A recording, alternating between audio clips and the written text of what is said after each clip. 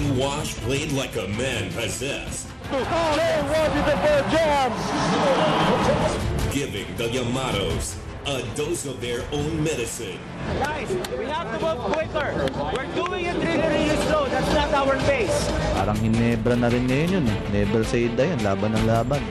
Jay Gap all the way to the hoop. Will the mighty Beermen prevail anew? Or the Llamados bounce back? All right, let's go, guys. Let's go. Go, go, go. Good job, baby. Game 2 next.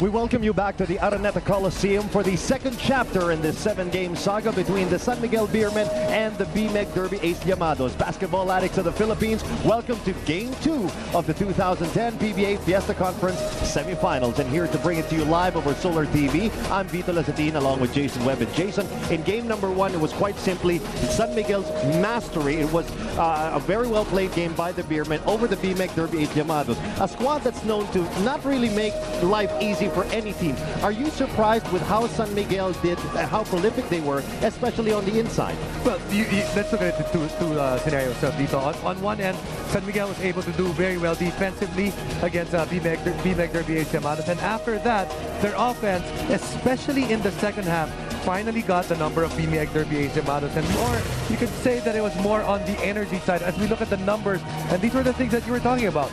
A field goal percentage, just a slight advantage there, that's 4% going the way of San Miguel, but you can't afford to have a team shooting close to 50% and hope to be successful. That's what happened. Rebounds, that's plus 14 going the way of San Miguel. For a team, BMeg Derby Ace Llamados, that is known for getting rebounds, there is no way that they can be out-rebounded by that much.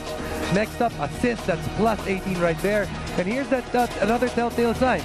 38-18 when it came to layups and dunks and tip-ins. That means that the San Miguel Beermen, they got a lot of points through very close baskets, through transition baskets, and all of them layups. It was a third quarter run that was powered by Jay Washington that helped the San Miguel Beermen really take that game away. Now, once again, we have probed the mind of one Jason Webb to find these pointers and bring it to you that may spell the difference between a win and a loss. So, Jason, let's log on to the webpage. What's on your mind for the BMeg Derby Llamados? Well, first off, for BMeg, I believe that they have to keep the score low. When you look at the firepower of San Miguel, they may not be able to match that firepower, so you would expect them to run the shot clock a little bit longer, but that doesn't mean walking up the court. It's being quick, but making sure you take your shot at the latter part of the shot clock. Next up is that they should start and they have to sustain their energy.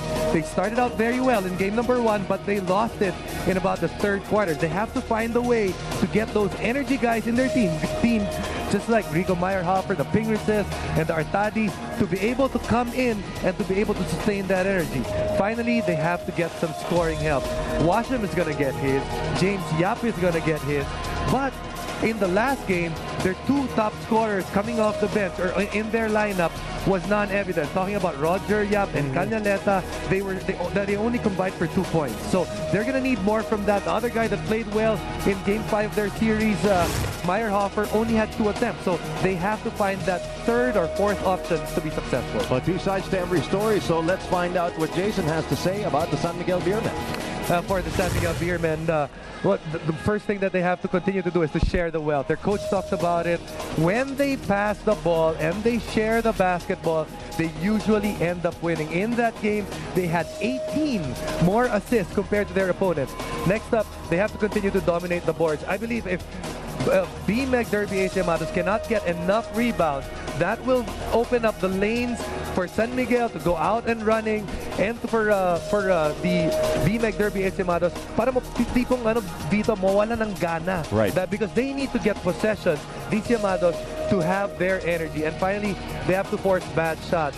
In that game, game number 1, in the third quarter, they were able to limit the BMeg Derby Ace Llamados to only 30% field goal shooting in quarter number 3, where they only allowed 13 points. In that quarter, actually, Jay Washington had more points compared to the entire team of the Llamados, and that was because the Llamados started to shoot early in the shot clock and started to shoot some bad shots. And expect us to be reloading this webpage as this game progresses. But now it's time to head to the hardwood to find out our starting lineups for game number 2. Game 2 between the BMeg Llamados and the San Miguel Beermen. Here are the starters for both teams. First from your San Miguel Beermen. Starting at guard number 5, Alex Coliseum. Also at guard number 7, Dondon Ontiveros. At center number 23, Jay Washington. At forward, number 29, Arwin Santos. And also at forward, number 25, Gabe Freeman. Head coach for the San Miguel Beermen is Shota Kinsen. And now the starting lineup for your BMeg Derby Ace Llamados. At guard, number 11, Paul Artadi. Also at guard, number 18, James Yap. At center, number 41, Don Aliado. At forward, number 15, Mark Pingris. And also at forward, number 14, Tony Washam. Head coach of the BMeg Derby Ace Llamados is Ryan Gregorio.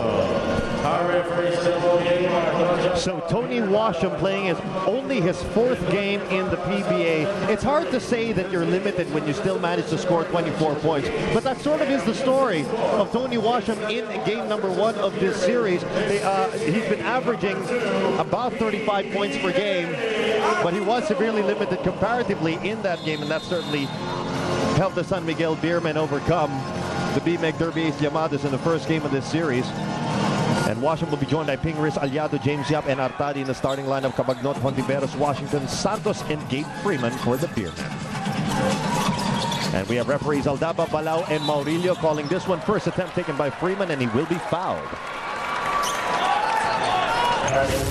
But early on, you see, Vito, that the defense of BMeg Derby Ace Llamados extending a little bit further out, trying to cause some problems for San Miguel, not allowing San Miguel to just run their offense and be the team that will dictate this game.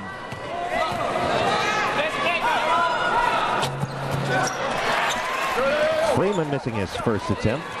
Won't quite open up the scoring just yet for the San Miguel Beermen. Gabe Freeman, 9th overall in scoring in this Fiesta Conference, averaging about 21 points per game. Makes the correction on the second one.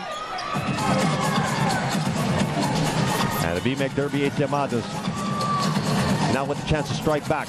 Artadi. Heavy pressure by Alex Cabagnot, and that's going to be a foul.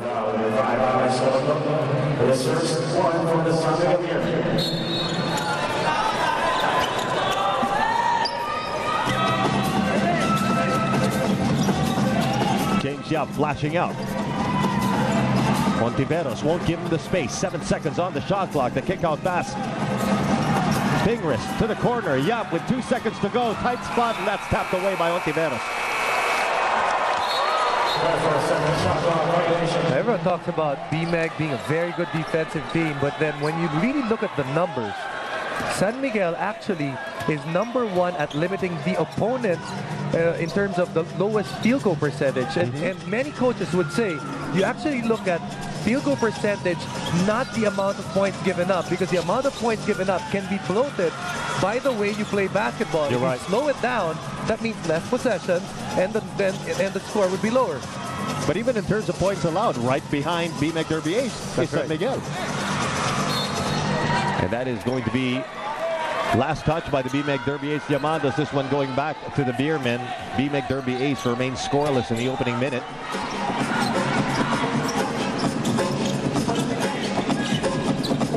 Freeman against Washam. Ontiveros driving into James Yap. Inside, layup no good. Well, that's going to be a tough call right there, because Washam unable to get his feet out of that restricted area. And looks like that's going to be number 2 early in the game. Take a look at it again. This is Dondon Ontiveros breaking free of James Yap. That's a good call. Unable to get that left foot out of that semicircle. early move right now forced